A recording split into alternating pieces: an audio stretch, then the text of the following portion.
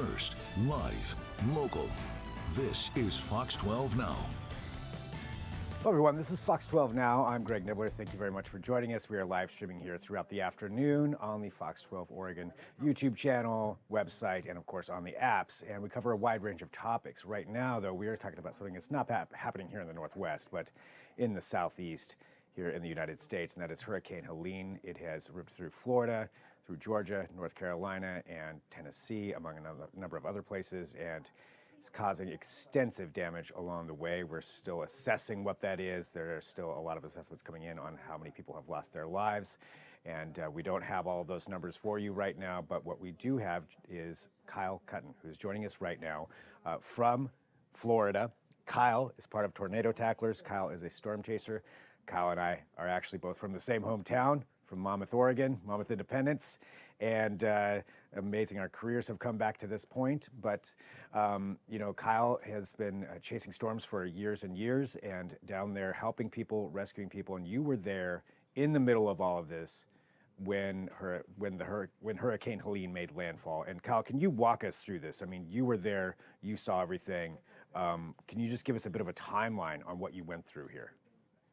Yeah, so first, thanks you, sir. It's an honor to see you. And yeah, it's crazy. We grew up from a tiny little small town, and here we are. Small town, Oregon. Later, so small little town in Oregon. So yeah, I'll walk you right through it. So we flew down, got set up, and drove all the way over to what is called Perry. Now, this is a town that's been hit 3 times in 16 months by 3 separate hurricanes. So this town has just been ravaged, and this one hit the worst.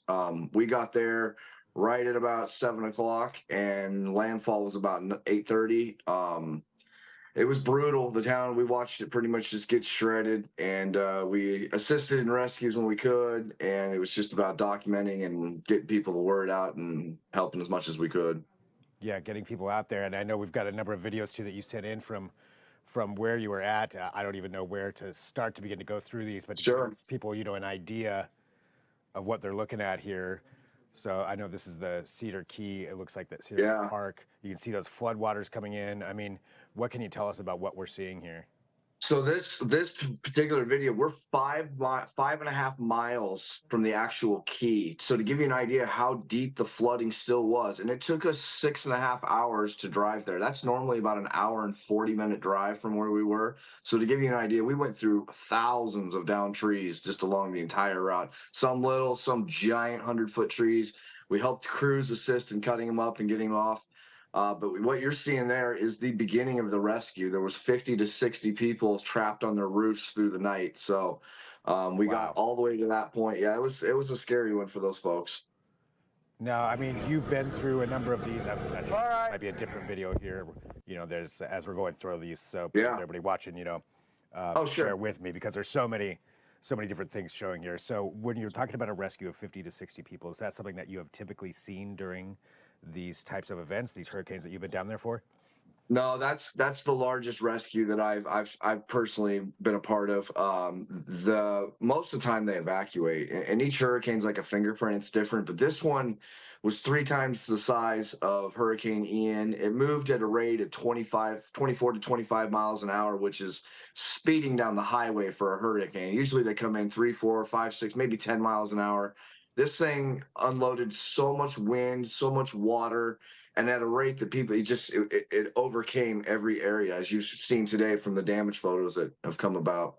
Yeah, all the damage that's coming in. So because this one was moving so fast, as you mentioned, you know, flying down the highway for speed of a hurricane, as it's coming in there. So were these areas, from your experience down there, that would have normally been evacuated, but it didn't think it was going to be that bad, and so because it came in so fast, this is what the result was? You bring up a great, you know, I feel like we're still in the leather helmet phase of like evacuations. You know, there's a lot of red tape when it comes to that. Some areas evacuated, some areas didn't. I don't know how those decisions are made, but I can tell you this: I have seen mass evacuations, and I really would have loved to have seen one here. And, you know, obviously, as I mentioned at the beginning, we're still awaiting assessments and numbers. Authorities down there are sending those in. So I don't have those for everybody watching right now. And those are going to change anyway by the time that you do see this. So we can stay up to date with those. but just for Kyle's experience, that's really what I wanted to talk about, you know, and you being down there and going through that. So, you know, you're out there. So can you walk through, you know, I guess what it is that you're doing when you're down there? So if Okay. you're going out there in the middle of this, Yeah. you know, So to and give going you an through. idea, there's always somebody, like for instance, we pulled into a parking lot at ground zero and the people had no idea a hurricane was even coming that day. And people at home you can't even fathom that with today's technology. But believe it or not, there were people that had no idea that they were at the epicenter of, you know, 160-mile-an-hour winds. We had a lady who got caught out in the storm and she had no way of getting, and we were able to rescue her and get her right as a whole sign exploded right above her head. We heard her screaming, drove over, got her. And that's the thing, is that every second in these hurricanes, it's a constant, what's next, what's happening, you know, are we getting flat tires, are we getting debris, how much is our life in danger, how much, you know, we got to make these massive calculated risks when we're looking at it. When we're driving through the jungle of trees, you got bears, panthers, gators, snakes. When you got to get out, you got to walk through all that, marshes and jungles. And this is my third time in that area. And it's a very low populated area, very rural, very salt of the earth people that don't want to leave. A lot of, you know, there's a pride in the Big Bend of Florida area. And unfortunately, we saw in this one, it took a lot of property, and I have not heard the count of lives, so I don't want to speculate. Yeah, yeah, and I agree too. That even right before we went on, I know the number is consistently changing, unfortunately, going higher. So I don't want to speculate that on that either. But just taking a look at some of the images here of the damage. I mean, this right here, this looks like that was a gas station, or is that? Yeah. There was plenty of those gas stations, and those are like small town. That town was maybe 1,000 people. There was power outages. I mean, I think there were over 1 million people without power. And the problem with that is that it's hot in Florida, right? So your food starts going bad. You basically are losing everything at a pretty fast rate when it comes to the kitchen.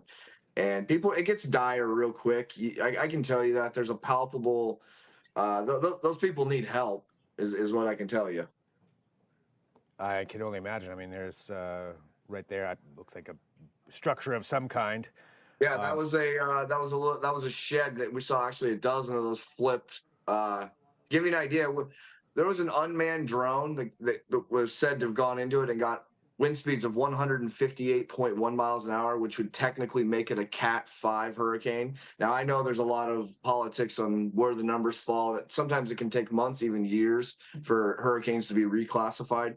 But this one's going to be up. This is top 3. I've been in 12 major hurricanes. This is probably my top 3 of ones I've seen. Wow. I mean, that says a lot too with how many that you've gone down there for. You know, I'm bringing this up too. I know you mentioned this before. For everybody at home who has not experienced hurricanes, what is it that we're looking at right there? That is actually the eyewall. And while that may not look like much, just a cloud, you can see the shredded trees. You can see the trees have already taken a beating for 3.5 hours at 130 to 160-mile-an-hour winds. So those trees are all shredded. That's what we call the stadium effect. What you're looking at, it wasn't a perfect one, as you see, but you can see on the bottom, that's a whole rounded stadium effect. That's the eye coming right over us. And for a moment, it was actually like 20, 30-mile-an-hour winds, very calm.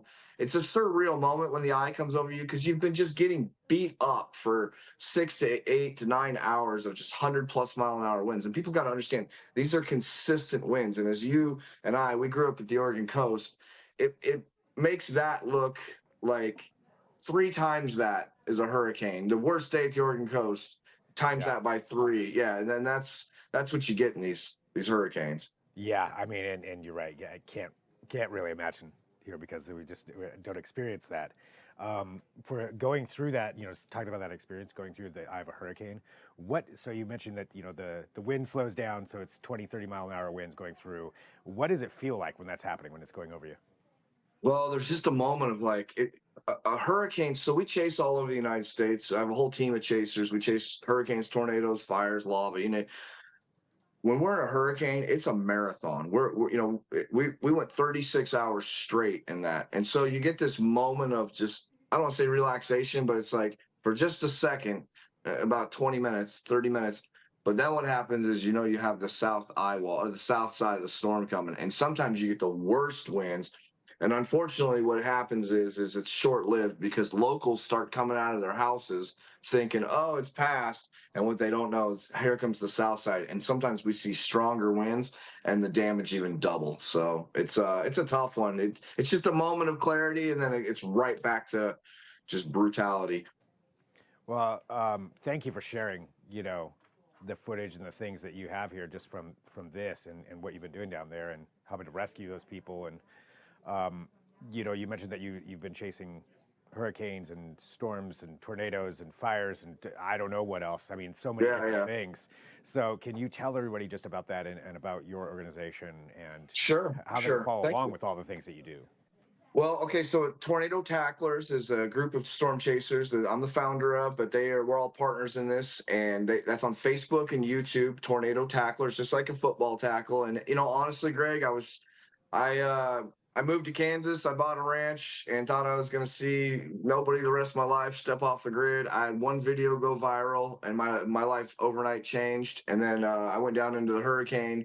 COVID happened at the same time. The whole world had to stay home, so all of a sudden I was thrusted into this position on the show Deadline to Disaster or for the Weather Channel, and it's just been one thing after another. It's been a domino events. Here I am 4 years later, and it's been both a life dream. We were kids when I came up with this. The internet didn't exist when I originally had this dream to go across America helping people, and it's been a very fulfilling one. But you know, it comes with there's times it's heavy. It's with a heavy heart. You know, we see a lot of fatalities, and unfortunately, we're a part of a lot of the people's life. To give you an idea, Perry's been hit 3 times. Our team's been there 3 times in 16 months with 3 separate hurricanes, and Idalia, Debbie, and now Helene.